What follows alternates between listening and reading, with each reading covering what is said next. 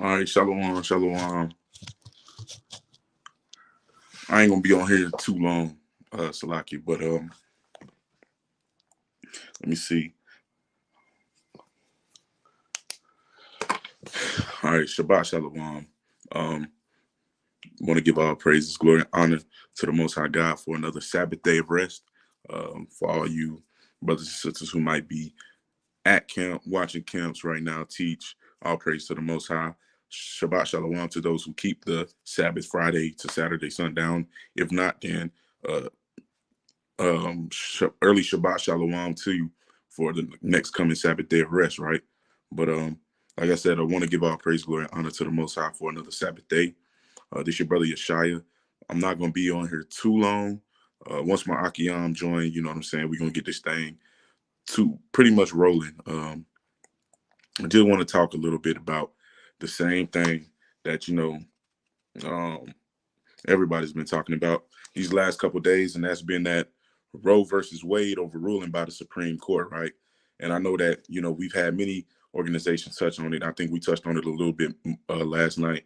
Don't know how much in depth brother went into it. So, hey, Lord willing, like I said, it's not going to be a long lesson. It's not no super deep breakdown. It's not a long conversation.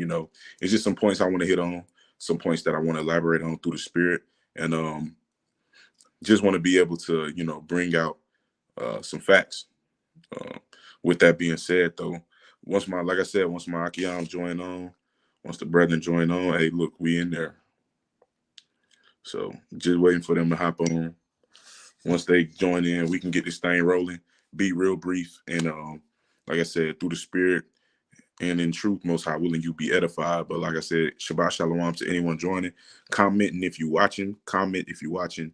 Put a Shabbat Shalom, or we love to interact with the viewers. So, Khan. I was trying to see if there was somewhere I could set this thing up a little higher, but it's looking like that's a heck no. It's looking a little heck no-ish. Let me see. Can y'all hear me though?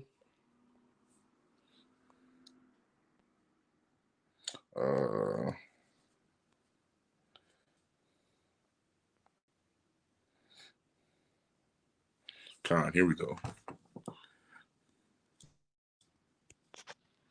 Con, there we go. This the camera I like the mirroring.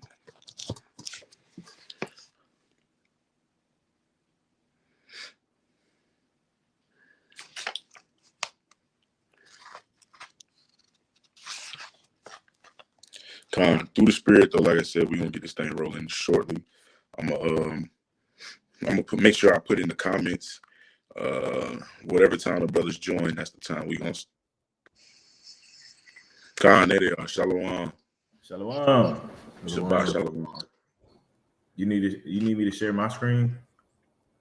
You don't have to, but if you want to, if you got anything you want to bring out, you can. We just gonna be talking a little bit. Can y'all hear me good, right? Yeah. Okay, Khan. We just gonna be talking a little bit about Roe versus Wade, the abortion. A little bit about the abortion. I don't know how much you touched on it last night, but I know that, like I said, I'm gonna just talk about it a little bit. Khan. I think the only thing we touched on was you was on there for it towards the end. That was pretty much it. Oh, okay, Khan. Well, without further ado, I just want to, like I said, we want to definitely give all praises, glory, and honor be to the Most High God. We do so in the name of His name. Is there something covering your speaker or something?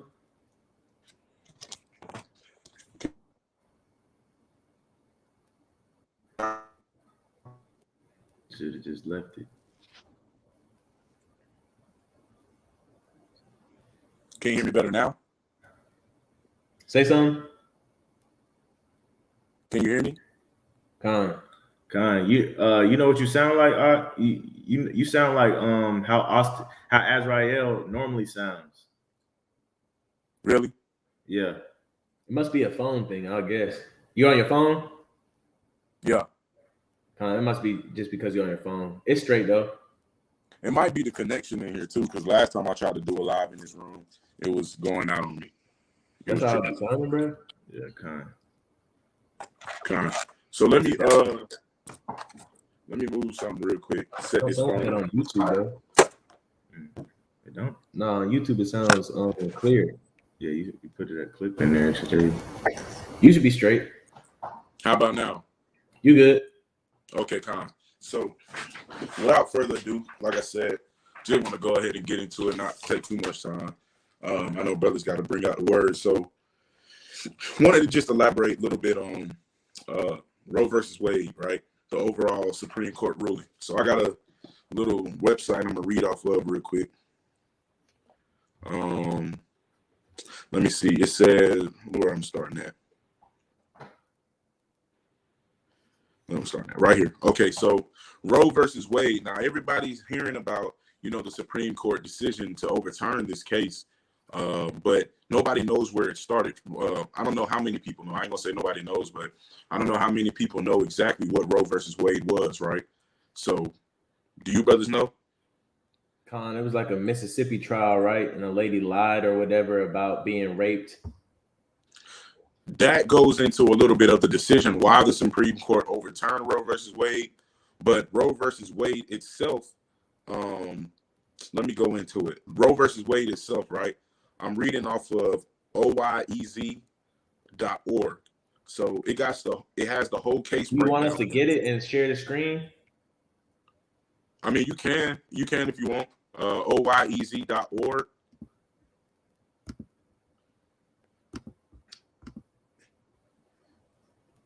And you can just type in or you can just go on Google, type in Roe v. Wade, and then it should pull up one that says oyez.org.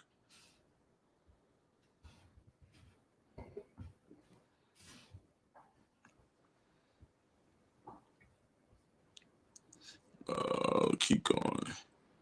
Right there. Yeah, that's the one. Right. So like we said, Shabbat Shalom to all the viewers.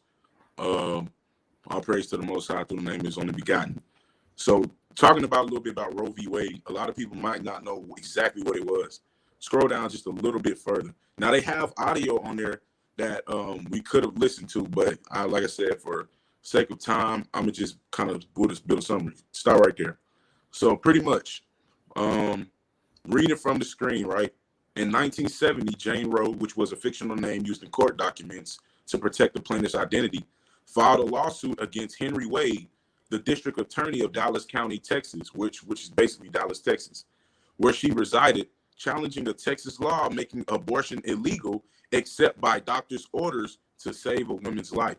So pretty much, Jane Roe, the fake character name, there was a law in Texas that pretty much was saying that abortion was illegal outside of doctor's orders to save a woman's life who was carrying the child, right?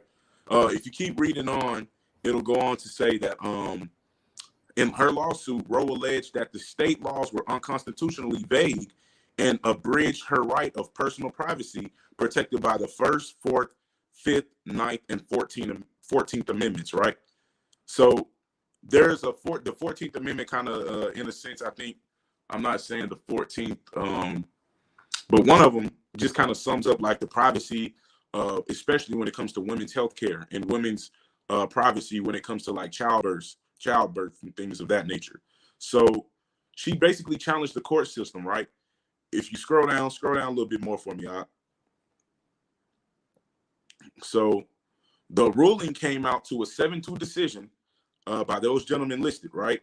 And if you read right here, it says, where am I starting at? It said, where am I starting at? Oh, okay, go scroll down a little bit. That's where I'm reading at. Right.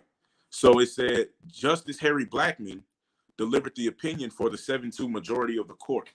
First, the court considered whether the case was moot, meaning was it debatable, right? And it concluded that it was not. So when the subject of litigation is capable of repetition yet evading review, a case need not to be dismissed as moot, right? Pregnancy is a classic justification for a conclusion of non-mootness. It's non-debatable. That's what they're pretty much saying, because when it comes to women's pregnancy, it should be private, respective of the pregnant woman and respective of the fetus or the child, respective of the physician or doctor, whoever she communicates with and has first hands on to that pregnancy, right? So pretty much that's what Roe v. Wade was. A woman that challenged an abortion court ruling in the state of Texas that won a 7-2 majority to say that, okay, banning abortion is illegal, right? So now going to a different website that I had pulled up, the overruling of what is known as the Roe v. Wade case, right? It's on NBC News, because like the Ox said, hey, look, they kind of in between, you know, they're not necessarily the bad guys because they kind of be factual. But yeah, you can type in overturn, because that's what I did. And it should be, should say something like NBC News, CNN, WSJ, political. Let me see. Hold on, let me go. When you go type in, go back to the search bar. Oh, yeah, there you go. You just had it. Yeah, right there. Con. Yep, that's the one.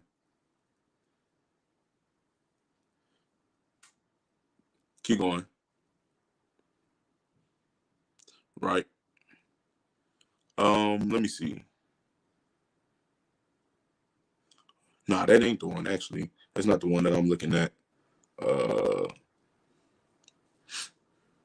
Go back up to the search bar and then type in, well, we can use that one. I don't think that's the link that I got, though. Scroll up a little bit.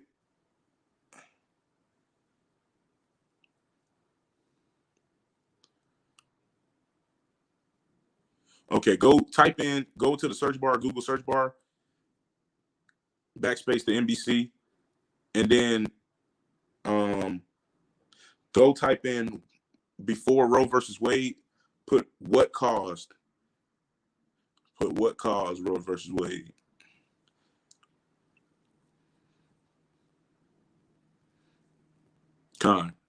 What caused Roe versus Wade overturned? I think that's you see the NBC one? It should be the one at the top.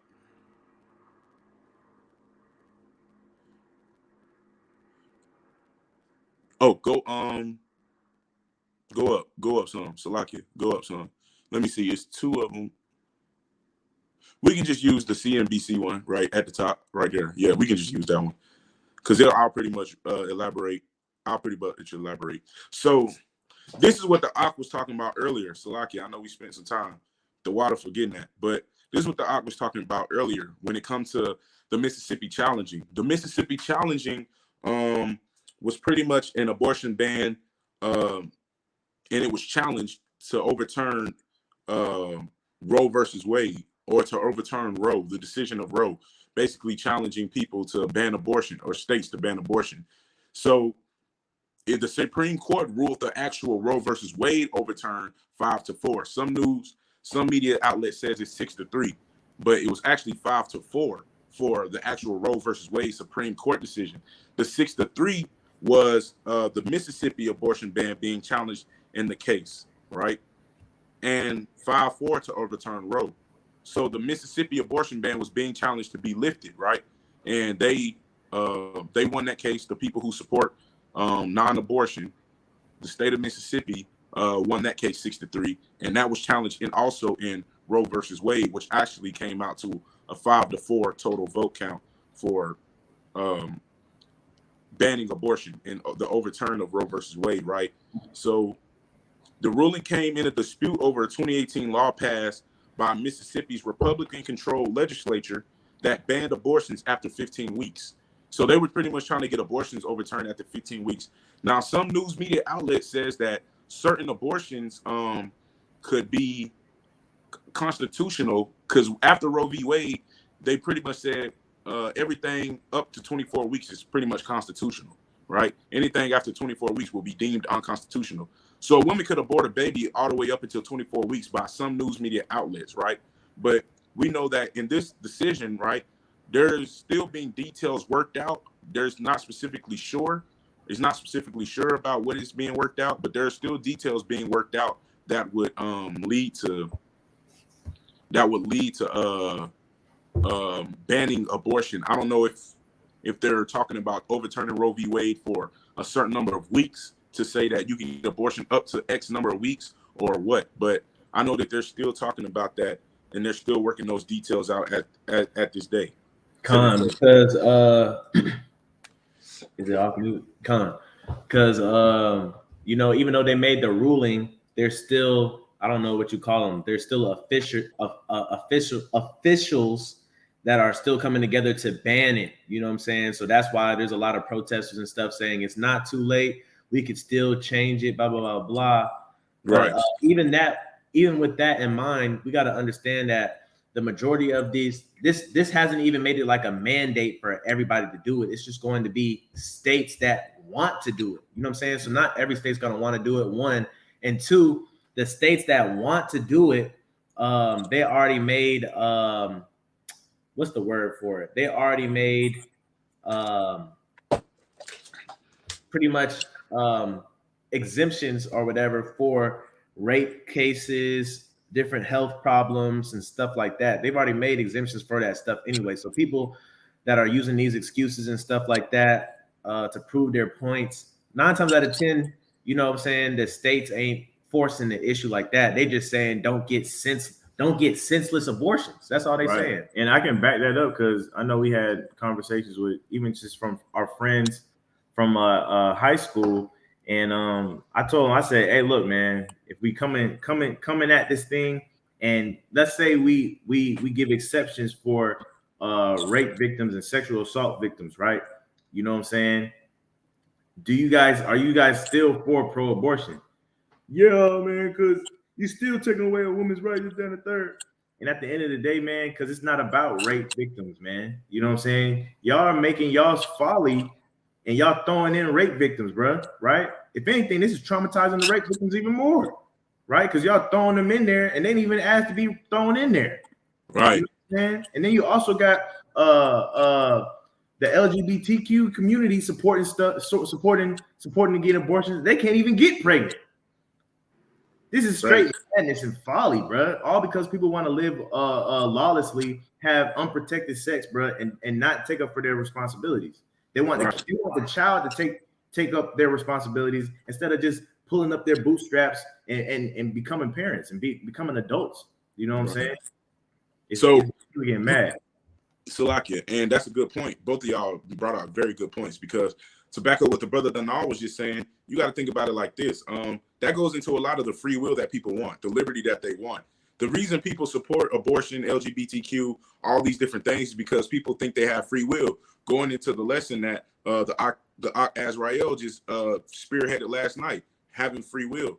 People want that free will. They want that liberty. They want that justice. And the Azrael actually elaborated on my next point when it comes to rape victims and when it comes to certain states, right? So those are two mighty points brought out. Let me bring out this, right? I'm gonna read it from my screen. It says, this is politico.com, right? I'm gonna read this. The Supreme Court overruled Roe versus Wade yesterday by 5-4 decision, right? But it could take months for all the legal maneuvering to be completed and for the nation to have a more definitive picture over where abortion is legal, said Greer Donnelly, a professor specializing in reproductive health care at the University of Pittsburgh Law School. So going forward, there's only 3 states right now that have laws that immediately ban most abortions, right? And it's South Dakota, Louisiana, and Kentucky. So those 3 states immediately ban abortion already before the overturning of Roe versus Wade. But now there's, looking at the rest of the United States of America, abortion illegal or soon to be in 16 states post-Roe. And post-Roe, they mean in post the Supreme Court overruling of that Roe versus Wade court case. So these are the states. I'm gonna name all 50, but I'm gonna be quick with it. So the states that have abortions as illegal or banned is Texas, Oklahoma, Louisiana, South Dakota, and Kentucky. They have all those states banned right now, right? And like I said, you can go to politico.com and type in, I don't know. I was gonna give it rough. I know it's a map on politico.com. Okay. And besides Louisiana, bro, South Dakota, Kentucky, come on now. Is it this one? No, Politico. Politico. Yeah, right there. Politico.com. And then you'd have to probably go to the healthcare section. And the main topic said abortion laws by state. Just type in abortion laws by state. So,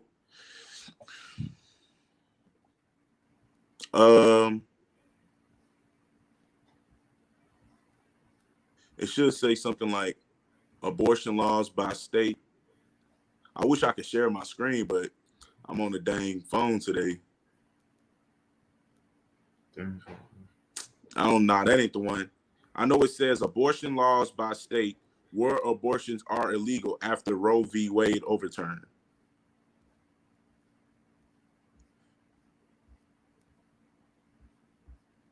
I don't know if it's.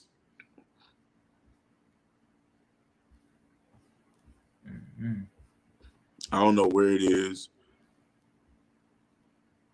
That's what it says, though. Abortions. We'll type in abortion laws by state, colon, or semicolon. That one? Semicolon. Yeah, the two dots. The colon is the dot and the comma, I think. Semicolon. Where abortions. Abortion laws, bro. I got it. Hold up. In abortion laws by state after Roe v. Wade. Con. And then it should be the first one that pops up that says politico.com. Yeah, I don't know why it's why it looks so different. Go down right there. First one. Yeah, that's the one. I don't know why it looks so different on your screen. When I searched it, it just pulled up that, right? So looking at these 50 states, so you got Florida, the states in the deeper blue are the states that abortion is legal. The states started in the lighter shade of blue are illegal for now. The shades in the state of like the dandelion yellow, they're potentially going to be illegal. The ones in like the orange are soon to be illegal, and the ones, of course, in red are illegal. So the states that, like we said, the states that abortion is legal in is Texas, Oklahoma, Louisiana, Kentucky, and South Dakota. Looking at the map. And then you got the legal states, which includes Hawaii, Alaska, California, Nevada, Oregon, Washington, Montana, Colorado, New Mexico, Florida, Nebraska. Salaki, what'd you say? No, I was saying Florida. My bad. You was naming them. My bad. Yeah, Florida, Nebraska, Kansas, Iowa, Minnesota, Illinois, Indiana, and then you got Virginia, Delaware, Maryland, Pennsylvania, New Jersey, Connecticut, Rhode Island, New York, New Hampshire, Vermont, Maine. I mean, you have all these states. Massachusetts. Really everywhere where it's heavily populated in a dense area of minorities, all those places are still, you know what I'm saying, abortion free. Free-spirited people like California and Florida. Yeah, you know what I'm saying? Right. Now it's really just trying to save these Texas, South Dakota, Kentucky. Come on now. We know who lived there, and we know, it's common sense. We know what they're trying to do. Right. So when it comes, Salaki, what'd you say? No, I was saying man. Places where, you know what I'm saying, it's the majority white folks, bro. They're like, man, hey, look, don't bring that abortion stuff over here, man, because this is where we breed them at. This is where we breed these white folks at, right? This is where we breed Esau. We can't have abortion clinics here. It's gonna go against what we're trying to do. Right. And the thing is, I know that I got a brother who shared something on his story earlier. I'm not going to put out his IG information, but he basically said, look, abortion was a plan to, kill off the minority, but it kind of backfired, and in which it did. That whole plan backfired. So with this understanding is that now, like we said, I think there was a statistic, and Salakia, I want to get that, but there was a statistic that said since the overturning of Roe v. Wade, there have been I think there have been 10, I mean not 10, but 3 million deaths by abortion or something around that number. I know that heart disease is the number one killer of minorities in America. Our people heavily majority included in that, right? Heart disease is the number one killer of our people in America. Hypertension is the silent killer, right? And heart disease is the number one killer of our people. And I think there have been more abortions in our community than in our community of people who die by heart disease, right? Since the overturning of Roe versus Wade, right? And that's the abortions that we've known about. There's no telling how many people got them silent abortions that were never accounted for. Went to somebody downstairs basement of somebody's doctor or wanted to be doctor that they knew. You know what I'm saying? OBG, I don't know who does the abortion. I don't know if the OBGYN, some doctor does it, right? But with that being said, I mean, we clearly kind of see that a lot of people are outraged by this overturning of this court ruling, right? And it's kind of crazy that people are pro-life, they're pro-choice.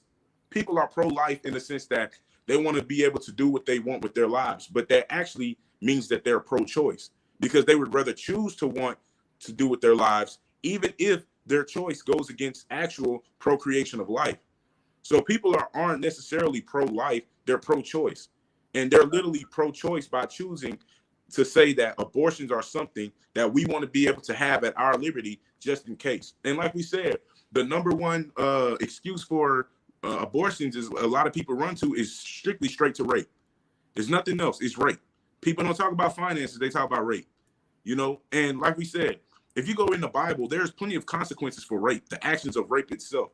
Matter of fact, if somebody could pull that up in, I think that's in Exodus, in the book of Exodus. It's not Leviticus.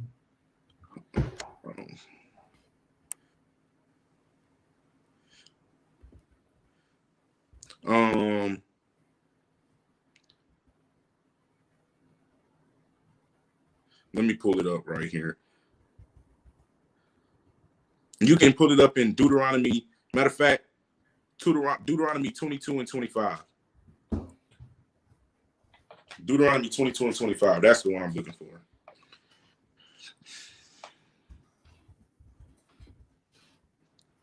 Okay, you already got it.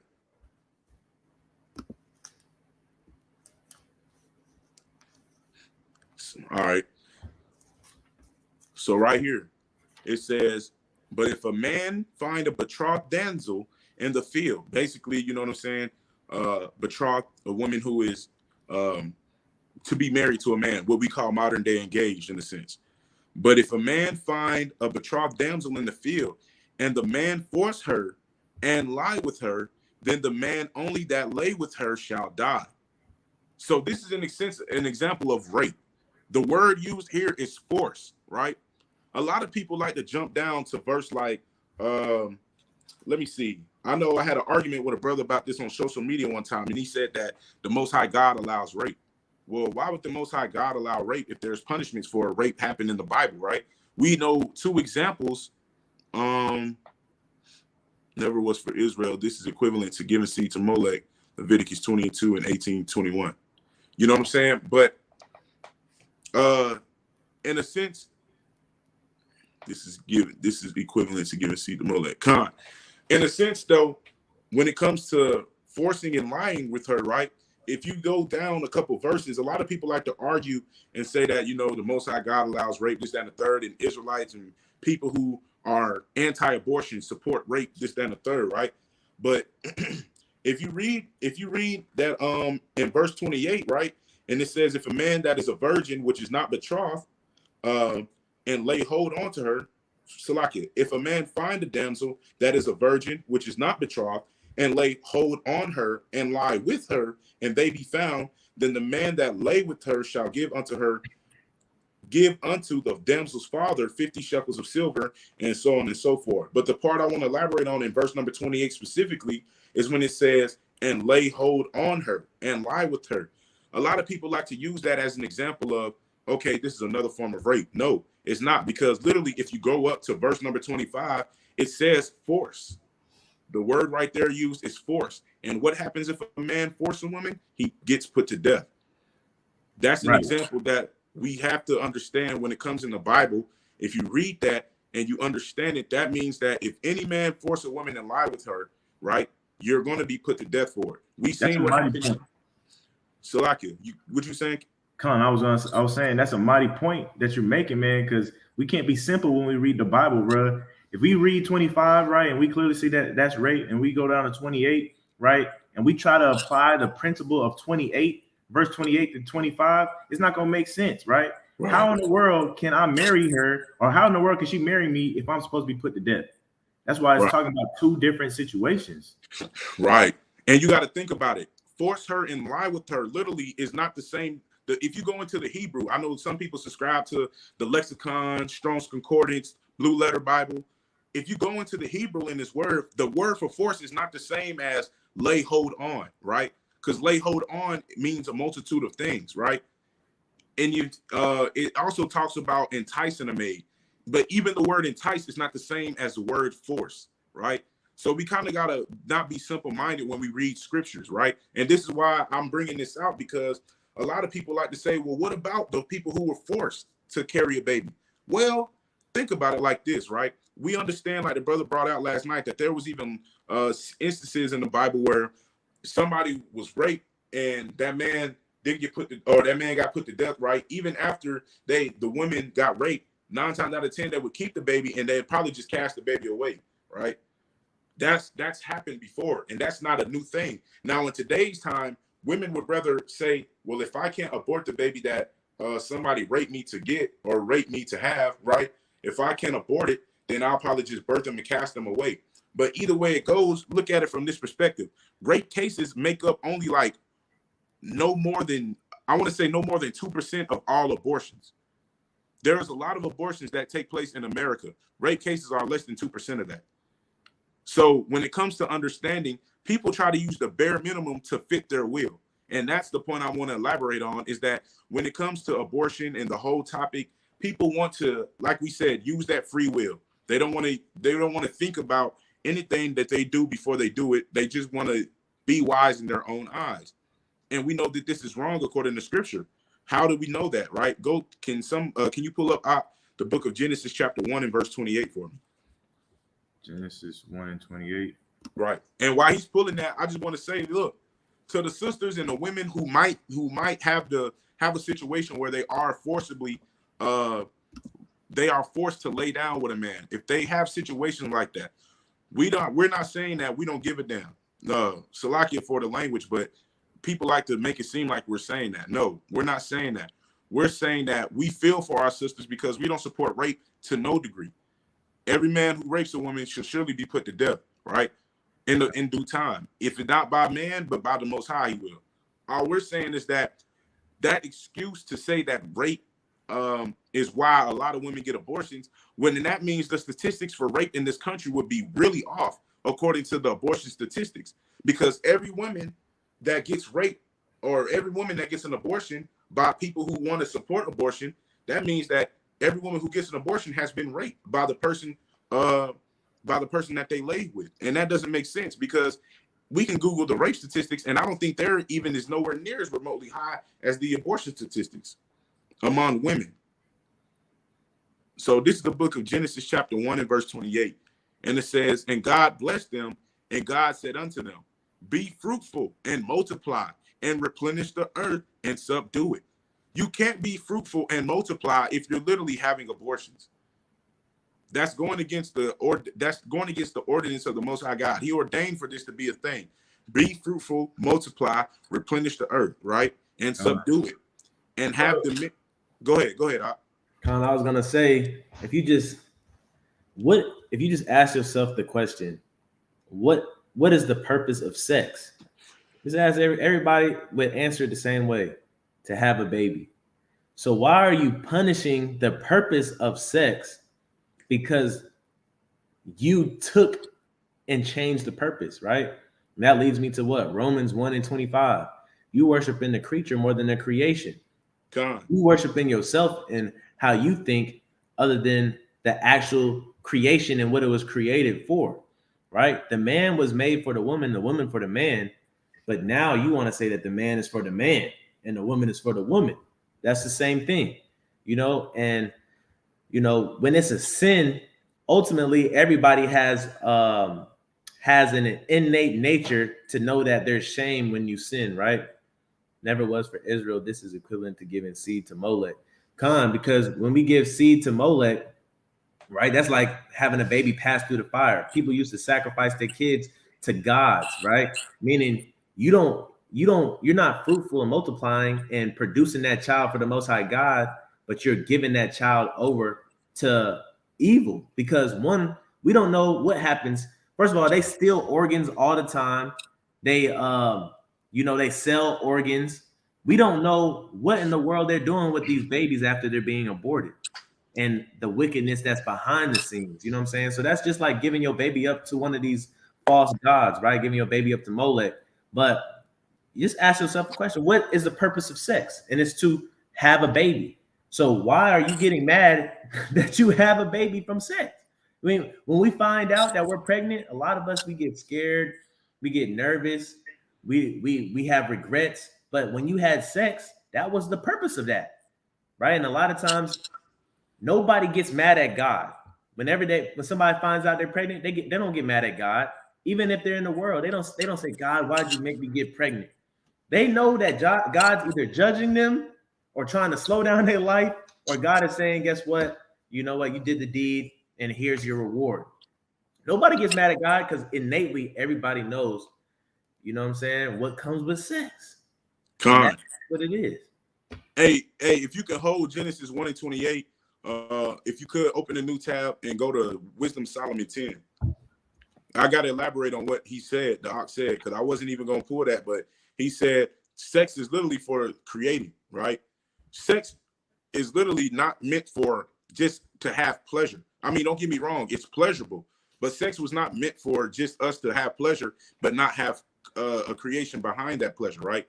Wisdom of Solomon 10 and let's see what verse. I think it's verse 2 that I want to start at.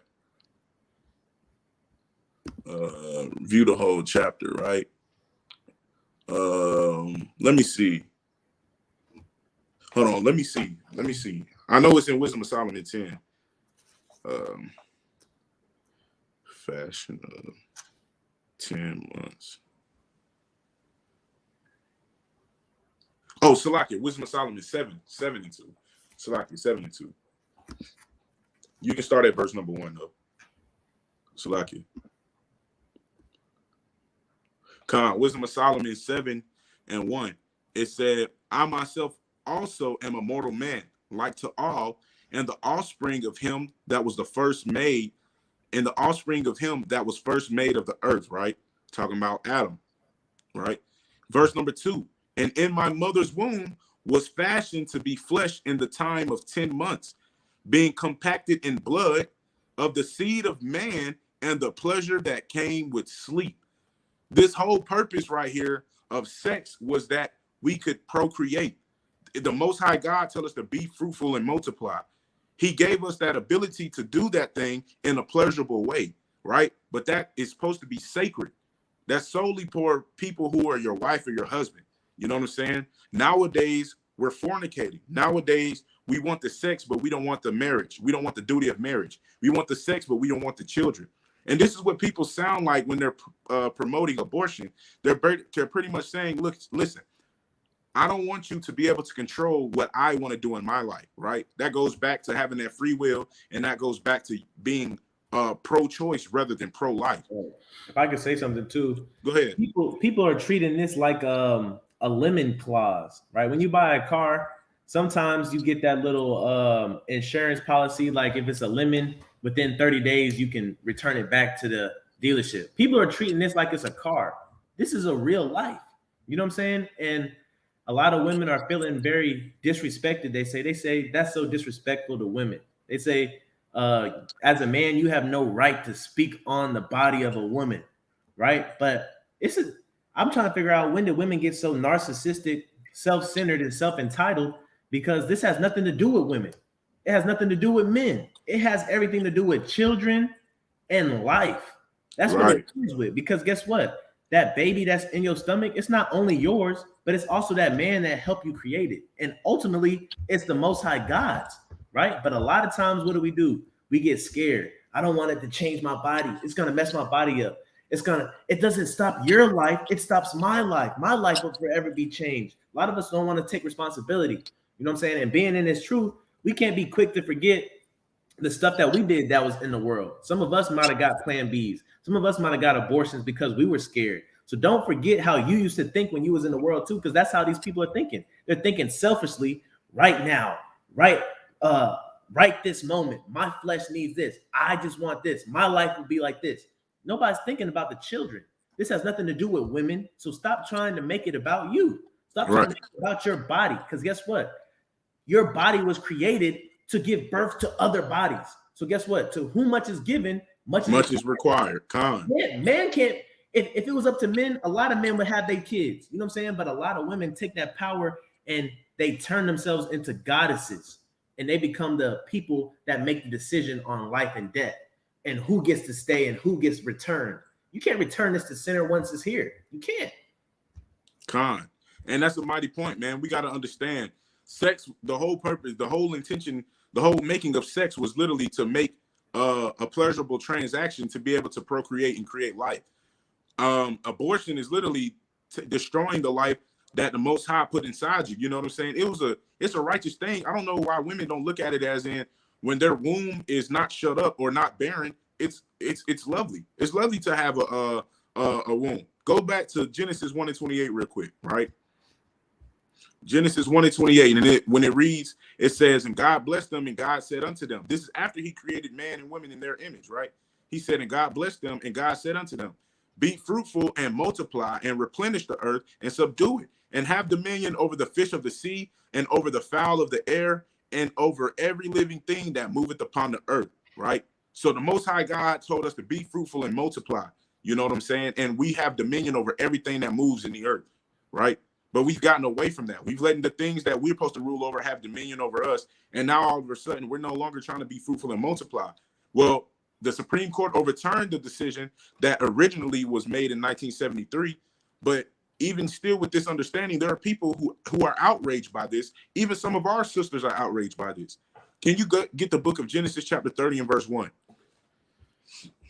Right, because we got people in our nation that's in the truth that I can think about two families right now that I'm praying that they get pregnant. You know what I'm saying? But we got people in the world, they forsake getting pregnant. You know what I'm saying? They make light of that. Like anybody can just have a baby. No, not everybody can have a baby. You know what I'm saying? Some people aren't as lucky as, some other people. So that's another, And the same people that have these abortions, it'll be the same ones to get mad at God if their judgment was they could never have a baby again, right? Then then they're gonna have amnesia, like they didn't abort the first 3 kids they had, right? And they're gonna be mad at God.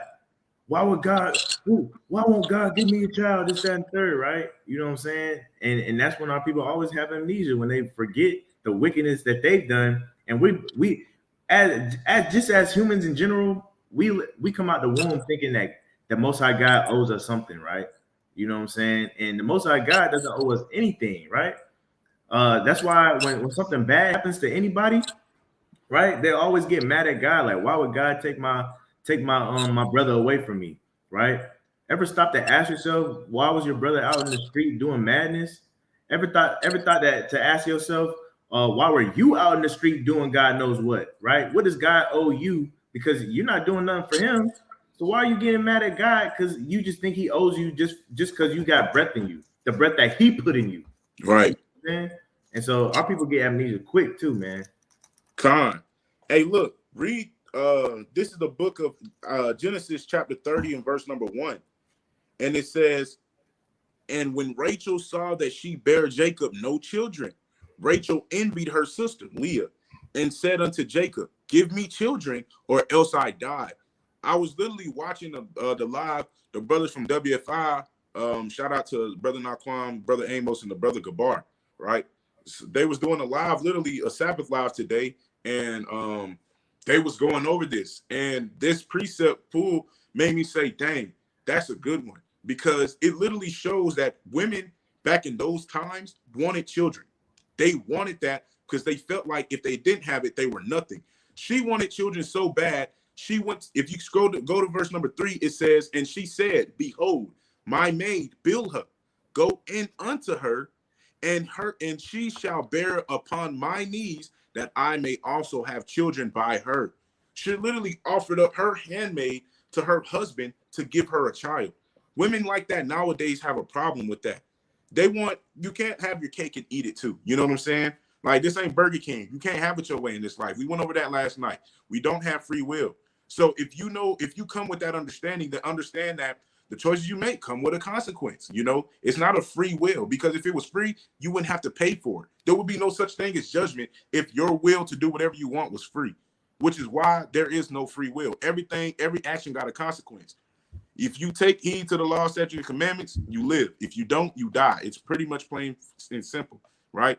When it comes to this understanding, when women wanted children so bad that they gave up their handmaids to have them, this is how you know that women have gotten away from their original, I would say, their original purpose of being a woman who was able to be a helpmeet unto her husband and have the ability to bring life into this world, right? Go, if you could go to the book of Romans chapter 1 and verse number 25 for me, Babaka Shah. Can I bring something out after you hit that? Go ahead. Nah, it's gonna go with what you're saying. So you can go ahead and get this. You said Romans what? 1 and 25. I'm tripping.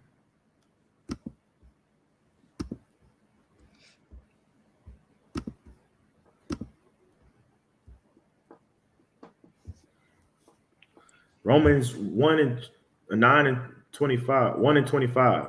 Salaki. Who changed the truth of God into a lie, and who worshipped and served the creature more than the creator, who is blessed forever. Amen. Go to verse 26. Verse 26. For this cause God gave them up unto vile affections.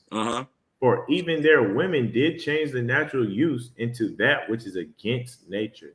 So women are now have changed their natural use into that which is against nature. We bring out this scripture a lot because it speaks volumes to the world that we live in today, right? In 2nd Ezra 1 and 26 or 4 and 26, I think it says many have one out of wits for women. You know what I'm saying? Women is stronger than wine and is stronger than the king, right? Women is stronger than wine and stronger than the king. You can read about that in 2nd Ezra. It's 1st Ezra 4 and 26. You can read about that in 1st Ezra, the 3rd and 4th chapters, I want to say. But women have changed their natural use to that which is against nature. They no longer want to be wives. They want to be baby mamas. They no longer want to be women who can have children. They want to be women who can be, they want to be a woman who can control the narrative, right? They want to have sex, but they don't want to have children, right? Like go ahead. That's another thing too, right? Because it's double to that which is, right? In verse 26, it says, for this cause they gave them the vile affections. It's a vile affection to want an abortion, right? Our people want to have an affection for having abortions. They love having abortions, right? It's getting crazy. Con. Hey, and on top of that, it's to the point of now it's just like, man, look, you got to understand. I don't see how people don't see how backwards this world is. It's really upside down and it's really backwards. You got to think about it. There's no way in the world this world could be all inclusive, but at the same time, if you go against the narrative, because a lot of people's religion doesn't support the American lifestyle that America pushes.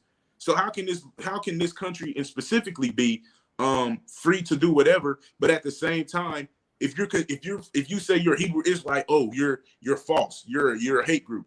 If real Muslims, you know what I'm saying, Muslims who don't come over here and get brainwashed with this American dream, real Muslims from the Middle East, you bring them over here. Hey, look, they're gonna ride or die for their faith, right?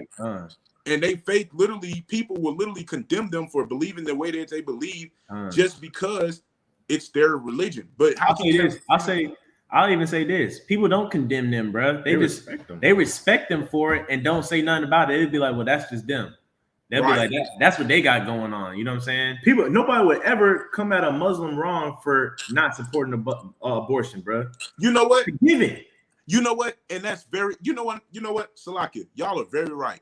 I want to say this because when I worked at Trip Quick for the time that I did, bro, we had this Muslim girl who worked there, and she was able to wear a hijab with no problem. You know what I'm saying? But as soon as I said, man, I had to pacify it and say, I'm of the Messianic Jewish faith. They was telling me, oh, I got to shave my beard. And if I don't, I got to write a letter to work this, that, and the third. I never intentionally really cared about getting that letter turned in, simply because after a while I was like, bro, y'all not really focused on that letter. Y'all just want to have that because y'all want me to cut my beard because I say I'm of a Messianic faith. You know what I'm saying? Because let us try to put fringes on, bro. Everybody gonna even our people will make a big deal about it at job. Right. But they'll come up with all these different hazards, but let somebody walk in there with a hijab, the question don't even come up. But to get back on topic, I like where you went here in verse 26, because it says, for even their women did change the natural use into that which is against nature. Right? So the Most High God made everything according to his purpose, and everything goes with nature. So let's go here. My bad. Just click on it. So let's go here real quick. I'm going to go here real quick because this ties in, because the question is now, what is the nature of a woman? Why were they created? What was God's plan for them? Right? Let's go to 1 Timothy 5:14. What's commanded of them, even in the New Testament? Right. Let's go to it. 1 Timothy 5:14. I will therefore that the younger women marry. So first of all, y'all not supposed to be bachelors, y'all bachelorettes, y'all not supposed to be single, right? Y'all younger women, y'all not supposed to be waiting till you get your job and wait until you have a certain amount of money and wait until you have that car that you want. You're not supposed to be waiting. Guess what? You're supposed to find somebody to get married with and bear children. The second thing after you get married, you're supposed to be bearing children, right? You're not supposed to be getting plan Bs and what dental dams and using condoms and all that. The Most High God said bear children. That's the second thing on the list. It says guide the house, right? Not guide other women to go astray. It says guide your house. But how can you guide your house if you don't have a house because you're killing all your kids, right? Give no occasion to the adversary to speak reproachfully, right? And now we're living in the time right now to where I want to see what the church is saying, because the church has become so accepting. I don't even know what their sermons could be about nowadays. What can their sermon? What can the church say about what's going on right now? Because the church doesn't want to hurt nobody's feelings. I would love to hear what Mike Todd got to say, what Stephen Furtick got to say, what all these mega churches got to say. They won't touch it. They're not going to touch it. They're going to show up tomorrow. They're going to show up tomorrow with a sermon that has nothing to do with what's going on in the world, right? And as pastors, as prophets, as people, as children of God, we're supposed to be talking about what's going on in the world and correcting people, no matter whose feelings it hurts. But we know we're not going to see nothing from none of the churches because they don't say nothing about the alphabet community. They don't say nothing about that. They let them sit in their church and don't say nothing. Because they got bills to pay. They got bills to pay, right? And they sign up 501(c)(3). They can't speak on controversial topics like this. That's right? one thing about the brothers that's on your street corners, bro. Right? We don't have to pay for or the people that's in the truth in general. You know what I'm saying? When we outside with it. You know what I'm saying? Like the song said, we outside, right? We don't have to worry about keeping the lights on outside. You know what I'm saying? We're gonna say it how it is. And that's thus says the Bible. And a lot of people get mad at us because it's not what they're hearing in the Christian church, right? And if it's not what they're hearing in the Christian church, they think it's not right. But when we show it's coming strictly out of the Bible, word for word, black and white, they got a problem with that. right? Because they've been lied to. And if anybody's ever been lied to in their life, especially by somebody that they say that they care about, because people love this. People care about their church bodies. You know what I'm saying? And I don't blame them. I'll be mad too if I find out somebody lied to me, man. You know what I'm saying? And the first stage is always lie. So I'm gonna be like, nah, man, that's not what that's talking about. Y'all boys reading that out of context, right? Just like if your girl cheated on you and your homeboy's telling you, hey, bro, she cheated on you, bro, you gonna defend her? Nah, bro, y'all looking at that all wrong, man. That's not what she doing. You know what I'm saying? So I don't blame you, man. You know what I'm saying? But one thing about this truth is we gonna give it to you straight. Hey, look, to back that up, man. I'm up here in the ATL, man, at a family reunion, and I just a little mini praise report, but something that ties into what the brothers were saying, bro. I'm wearing my friend's shirt. Me and my wife with our children. We walk up to my family. Now, mind you, I'm originally from Wichita, Kansas, so I'm seeing a lot of family for the first time in years that I haven't seen. A lot of my close cousins, my close aunts and uncles. I'm walking up, and the first person I greet was my uncle. You know what I'm saying? My uncle Lolo, right? That's what we call him. I haven't talked to this man in years, man. It's been years since I've actually physically seen them and dwelled with them and actually fellowship with them. The first thing he said to me was, hey, where can I get one of them friend shirts that you got on? I've been reading a lot about the Bible and the Israelites, man. And he goes on the whole spiel, like how he know we the chosen people. And I'm just amazed because that's the first thing he says to me. Not, hey, nephew, how you doing? I ain't seen you in years. This, that, and the third, trying to catch up. He's not trying to shoot the thing, you know what I'm saying? How they say in the world, shoot the S, He's actually telling me like, hey, look, I've been reading, I've been taking heed and this, that, and the third. He says, man, I was reading Deuteronomy and I was like, they never read this in the church. It's almost like, I don't know, it's almost like they just skip over it purposely. And I'm like, bruh, you know how many people have said that and felt that way?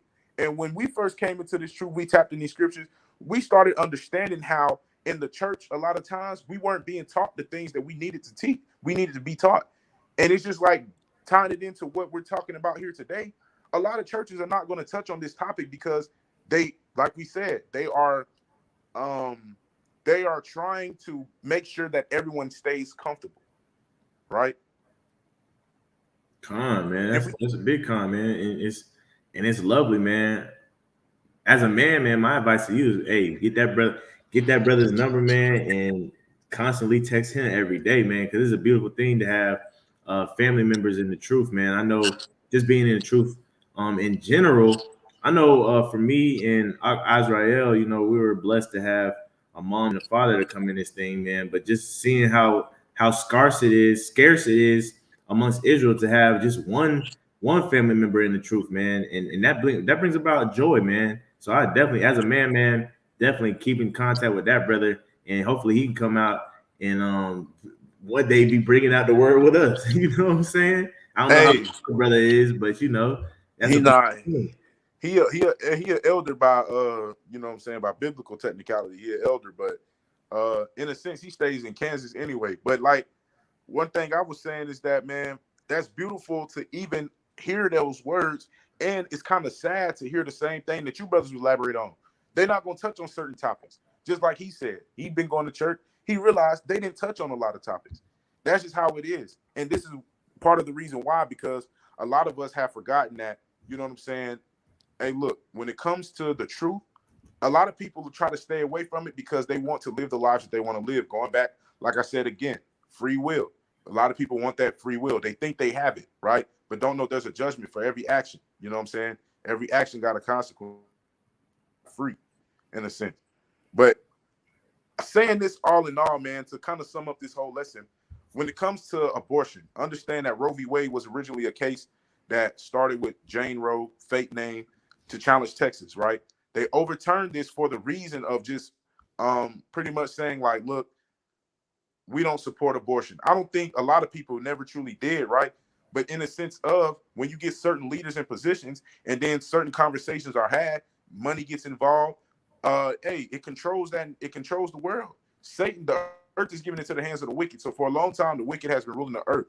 But we're starting to slowly see things are starting to change. slowly but surely, the Most High is returning our captivity in our faces and putting it on our oppressors, right? Look at this chart real quick. Does these statistics bother you? Leading causes of death among African Americans since 1973. AIDS, 227,695. Violent crime, 329,313. Accidents, 408,723. Cancer, 1,324,250. Heart disease, 2,503,789. Abortion, 14,500,000. So I was way off according to the numbers I read. I think what I was talking about was the heart disease. That was 2 million or something like that. I think this is the same picture I seen. But and it's crazy, man, because man, the prophet Deacon Hakah, you know, he had a song that said that the worst place, the most dangerous place for a black baby, right, it's in the womb. Right. And he's 100% correct, man, because you don't know if you're gonna make it out alive. Right. And these babies, because you don't know if you're gonna make it out alive. Right. And it's not even the simple fact of a lot of women aren't able to carry, right, or miscarriage. It's because the simple fact of a lot of women are choosing to say, I would rather not have a baby than have one. You know what I'm saying? That sacrifice is a little bit too much. The advice I give to people real quick, go to 1 Corinthians 7 real quick. 1 Corinthians chapter 7, verse 8. The same advice I give to a lot of people is this, man. Because in all, you can't stop what the Most High God is doing. You can't stop the rain. You can't stop the rain. Hey, look, man. You can't stop the rain. It pours. Hey, you can't stop the rain, man. So whatever the Most High God does, it's going to come to pass, right? Acts 5:39. The Ock pulled it last night. We pull it all the time, man. If it be of God, you cannot overthrow. And if this message kind of offends you, hey, look, then you have to take an self-examination and say, well, what is it inside of me that makes me say I'm anti-life? Because if you're not pro-life, literally, you're wicked. The Most High God is pro-life, man. He wants life more abundantly, especially for his people, which is why he refers to keeping the law, statutes, and commandments. He refers to that as the book of life, right? And those who don't follow the commandments die. That's Baruch 4:1. That's Proverbs 7:2. That's Sirach 19:19. There's a plethora of scriptures and precepts that prove that the book and the commandments are representative of life. So even in that sense, he gave us commandments to be fruitful and multiply. So if you're not following that commandment of being fruitful in righteousness and multiplying in righteousness, then you're breaking the commands of the Most High God. But this is 1 Corinthians 7:8. Matter of fact, let me read verse 7. And it says, for I would that all men were even as myself. But every man hath his proper gift of God, one after this manner and another after that, right? That's going into those different spiritual talents that the Ock did on one Wisdom Wednesday, prophetic purpose, excuse me. And it says right here, verse number 8, I say therefore to the unmarried and widows, it is good for them if they abide even as I, right? Paul was a eunuch. He was dwelling by himself. But if they cannot contain, let them marry, for it is better to marry than to burn. So right up here, early in this chapter, he's speaking about fornication. Later on, he goes down to say, the reason I was saying as my advice to stay single, you know what I'm saying, no sex, no nothing, flee fornication, is because when men get married, they focus on how to please their wife. And likewise, women, when they get married, they focus on how to please their husband instead of focusing on how to please the Most High God. That's true in a sense, right? But understand that Paul was giving advice, right? Because he said that he speak this as a permission and not commandment in verse number 6. But look, if you can't contain from your lustly desires, get married. You know what I'm saying? Because it is better to marry than burn. Don't be in fornication, right? We know that fornicators won't enter into the kingdom of God. Now, to a lot of people understanding the person that you're sleeping with, it would be marriage. You know what I'm saying? And we have some brothers and sisters who might believe otherwise. You know, it's going to take more than just say, oh, we have sex, then we're married. You know what I'm saying? Some people believe differently. But either way it goes, the world that we living in has unrighteous sex all in all. So it doesn't matter whose understanding is what. All it is saying that everybody's understanding is off when it comes to what the world views it as. So my advice to brothers and sisters to not be in that position of trying to make an abortion decision is don't have sex. It's easier to deny your flesh than to pay for the thing that you do, the choice that you make, thinking that, oh, the Most High God is going to give you a pass. The Lord is not dealing with I'm not ready. The Lord is not dealing with, I don't think I'm financially stable. You know what I'm saying? Hey, if it wasn't of the Lord for you to have that child, the Lord would have never put it in your womb in the first place. So our sisters need to look at it and receive it with gladness versus looking at it as a punishment or a curse. We got to stop. At some point, we got to realize that everything that we do in this life is going to be judged, right? That's Matthew 12:36. God. You can't look at the Most High God and say, why hast thou made me thus? Right. Why hast thou made me pregnant? You can't look at the Most High God and say that, right? If he wants to do something, that's what he's going to do, man. It's your job to take care of his creation, right? We work for him. For us, we work for him, right? Just like if he was working if you was at a job, right? And your boss said, hey, so-and-so, come here real quick.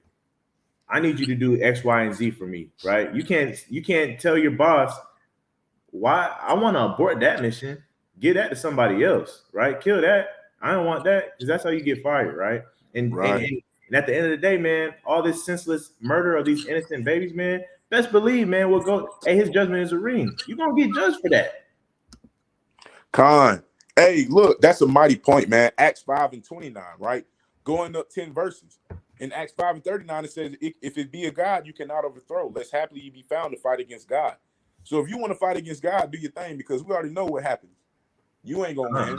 But Acts 5:29, what does it say? Hey, look, we ought to obey God rather than men.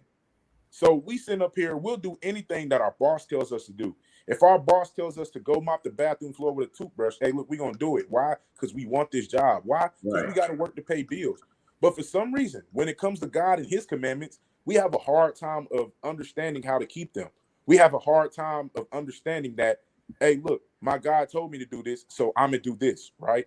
Not only that, bro, from that sense, it's like you go to work and your boss put burdens on you that you have to do, and you'll do it, no questions asked. Right. God puts a burden on you, right? Now we want to throw a fit and say, well, I shouldn't have to deal with that, right? Christ said, take my yoke, put my yoke upon you, right? And my burden is light. It didn't say that he didn't have no burden coming his way, right? But best believe, man, he's gonna set some type of burden in your life, right? You're gonna have to drink some type of cup, right?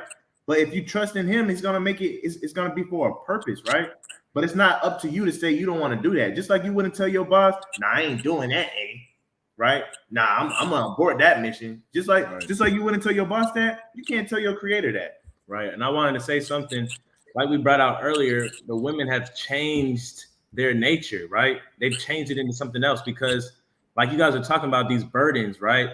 This wasn't a burden before, you know, it was something that they wanted to do because if they didn't have children, it would be a reproach unto them, meaning people would look down upon them. Nowadays, it's been changed to where a woman is looked down upon if she don't got her own apartment, if she don't got her own house, if she don't make this amount of money after college, right? So they're willing to take on that burden of studying, passing exams, putting themselves through stress, being lonely. They're willing to take that burden on so they're not reproached by society for not being a successful woman or successful Black woman or minority or whatever you have you. But back in the day, it wasn't so. So I want to give this example real quick, just to prove where our mindset where our women's mindset was right back in the day. This is 1 Samuel chapter 5, right? And no, Salakia. This is 1 Samuel chapter 1 and verse 5. 1 verse 5, right? So we're going to read about Hannah and how Hannah viewed being able to bear a child. So it says, you got to click on the thing out the arrow. It says, but unto Hannah he gave a worthy portion, for he loved Hannah. But the Lord had shut up her womb. So Hannah was barren, right? And because of this, we drop down to verse 11. It says what? And she vowed a vow and said, O Lord of hosts. When you vow a vow to God, it's something serious. I know nowadays people don't take their vow serious and they'll say, well, God, next time, I promise this. God, if you get me out of this jam, I won't do it again. And then they back to doing it again. Back then, a vow was serious. You went before a priest. You went before all of that, right? So it says, and she vowed a vow and said, O Lord of hosts, if thou wilt indeed look on the affliction of thine handmaid. So not being able to have a baby was affliction. Now we've changed it to we can kill our kids, and that's not affliction. So we've changed that, right? Let's keep reading. It says, and remember me, and not forget thine handmaid, but give unto thine handmaid a man child. So she wanted a boy. She told the Most High what she wanted, right? Because, hey, look, if I'm going to be making a vow, I might as well go all the way. And we know how men were valued. Even in today's society, men are valued in a family because they carry that lineage, right? It says, a man child, then I will give him unto the Lord all the days of his life, and there shall no razor come upon his head. So she made a vow that her son would be a Nazarite, right? Much like Samson's mom. So let's go to verse 20. Did it happen? Did she get what she prayed for? It says, wherefore it came to pass when the time was come about after Hannah had conceived, right? So when the baby was conceived, not when the baby was born, but when she was able to be pregnant, that she bare a son. So it says when she conceived that she had the son already, not when the baby was born, right? And called his name Samuel, saying, because I have asked him of the Lord. So back then we prayed to the Lord for babies, but now we pray against the Lord and we pray to ourselves and we kill the baby. So that's what it means by we change the nature of women. And if I might add, I just had somebody hit my DM and she shared with me her story, right? Because she was a rape victim, right? And she said when she was raped and she was found with child, she went to the hospital ready to abort it, right? And it was to her before she could even abort the child was already had miscarriage.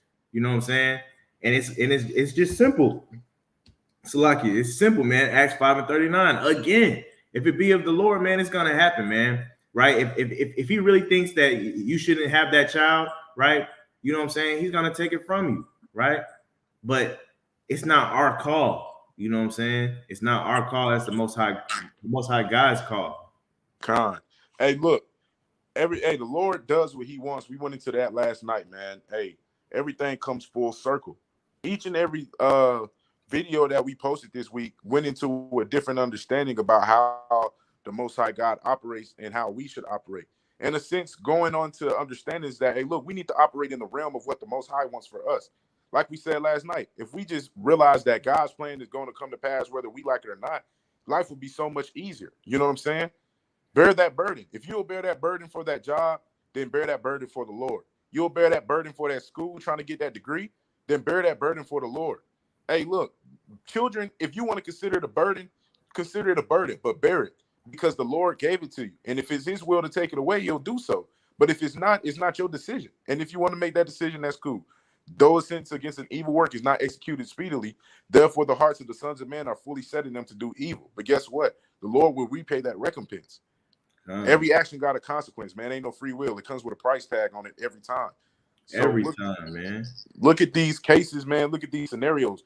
Next, the Supreme Court is going to come from Planned Parenthood versus Casey, 1992, man. That's where we get Planned Parenthood from. And we know that the federal government funds majority of Planned Parenthood. So we're going to look at this anomaly in a sense, very close in the sense of how they're going to move about with Planned Parenthood and the federal government, right? But, hey, look, I want to say Shabbat Shalom, man. Mighty lesson, the water for the brothers for joining on. Definitely pray that you were edified in spirit. And for those brothers and sisters who might not, you know what I'm saying, understand, watch this video in full and get some understanding. But like we got our contact information in the comment section, in the description, and we got our contact information going across the screen. So if anybody want to talk to us about the plan and how the Lord operates, hey, message us. We always willing to talk and edify. But I'm Brother Yeshaya. I'm Brother Donald, man. And it's getting crazy out here, man. I just say, man, you would think that they legalize rape the way people are acting, man. And you would think they legalize rape the way people are claiming that they have no more control over their body anymore. Like, it's really getting madness out here, man. And it shows how how the world is creating drama queens, and because everybody's coming out with the dramatics, man, and the far-fetched excuses and whatnot, man. It's just getting crazy out here, man, because they're got in there Salakia. They got in their heart, man, that what I'm saying, it's just fully set to do wickedness, like you said, man. But Shabbat Shalom, man. I hope the nation stay prayed up and safe, man. And man, I hope, hey, man, it's getting crazy. But Brother Donald, Shalom, Shabbat Shalom. And I hope this video was edifying, and y'all be on the lookout. Keep your eyes wide open, keep them peeled, have eyes to see, ears to hear. Prep up on the food, because the food is disappearing in these stores. Brother Azrael, where the hopeful at?